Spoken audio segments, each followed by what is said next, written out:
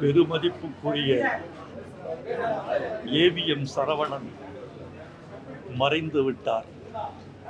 என்னுடைய 44 ஆண்டுகால நட்பு கண்ணாடி பேழைக்குள் கண்மூடி தூங்குகிறது. ஒரு கலை ஆளுமை மறைந்திருக்கிறது. அவரோடு நான் கொண்ட நினைவுகள் ஒன்றல்ல இரண்டல்ல.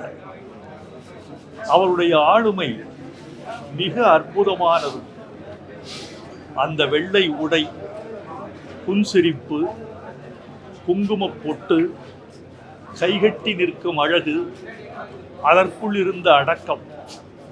சற்று நேரத்திற்கு முன்னால் ரஜினிகாந்த் அவர்களோடு பேசினேன். நீங்கள் எப்போது அஞ்சலி செலுத்த வருகிறீர்கள் என்று கேட்டேன். வந்து கொண்டிருக்கிறேன் என்று சொன்னார். அப்போது அவர் சொன்ன வார்த்தையை தான் ஏவிஎம் சரவணன் அவர்களுக்கு அஞ்சலியாக தெரிவிக்க ஆசைப்படுகிறேன்.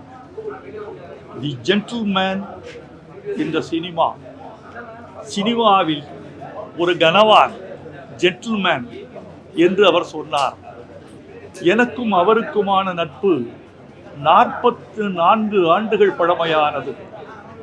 சிவப்பு மல்லி முதல் சிவாஜி வரை ஏவிஎம் நிறுவனத்தோடு எங்களை பயணப்பட வைத்தவர் அவர். ஏவிஎம் நிறுவனத்துக்கு அதிகமான பாடல் எழுதிய பாடலாசிரியன் நான் என்ற அருமையான பெருமையை எனக்கு தந்தவர் ஏவிஎம் சரவணன். அவர் நண்பராக இருந்தார், சகோதரராக இருந்தார், வழிகாட்டியாக இருந்தால். நான் திரையுலகத்திற்கு வந்த பொழுது மிக கோபக்காரனாக இருந்தேன். எதற்கும் பதில் சொல்லக்கூடிய முரட்டுத்தனம் எனக்கு இருந்தது. ஒரு நாள் தன் தனி அறைக்கு என்னை அழைத்து, இந்த கோபம், இந்த முரட்டுத்தனம் திரையுலகின் நீண்டகால பயணத்துக்கு ஆகாது.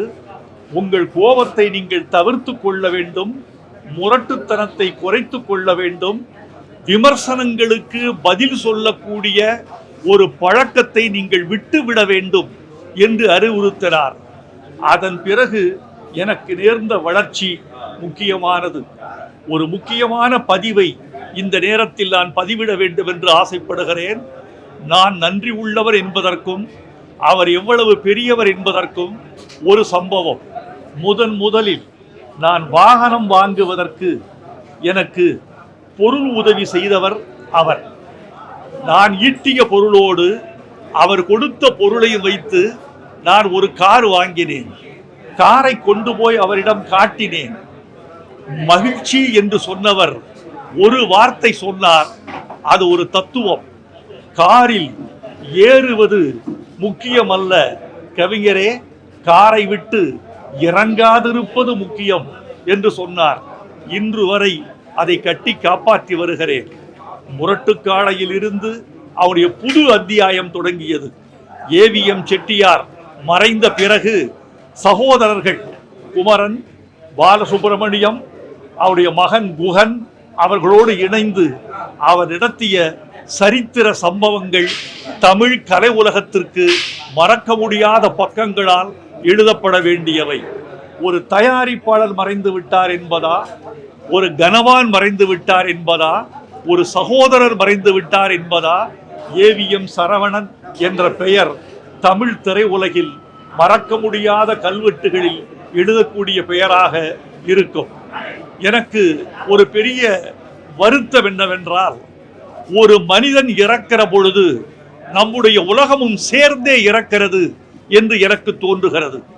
என்னை பொறுத்தளவில் ஏவிஎம் சரவணன் இறந்த பொழுது சென்னை 26 எனக்கு இறந்து விட்டது என்றே தோன்றுகிறது. அவரது புகழ் வாழ்க, அவரது நினைவுகள் நீடு வாழ்க. அவர் விட்டு சென்ற நாகரிகம், பண்பாடு கலை உலகில் நீடு நிலவுக.